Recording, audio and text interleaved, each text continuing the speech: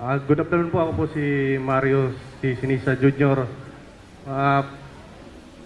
Na-hire po ako kay Boss Saldi noong January 2, 2025. Diretso po ako na-assign po ako kay sa isang PR na taga-media na si Bernard Peralta.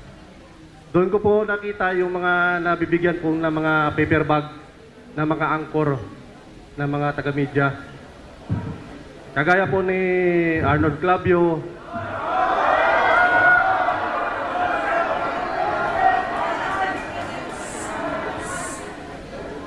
at doon lang po muna at sa affidavit ko na lang po yung ibang pan. Sample lang po ako yun. Marami pa po akong mga nakilalang... Pakiulit. Teka.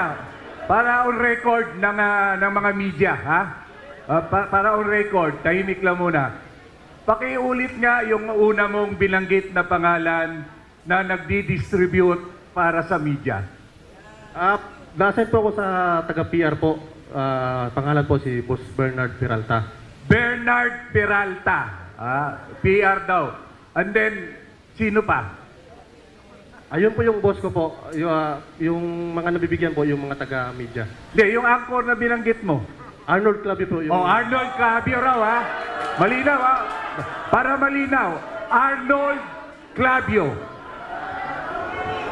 Yung mga meeting place po nila sa may Prologue,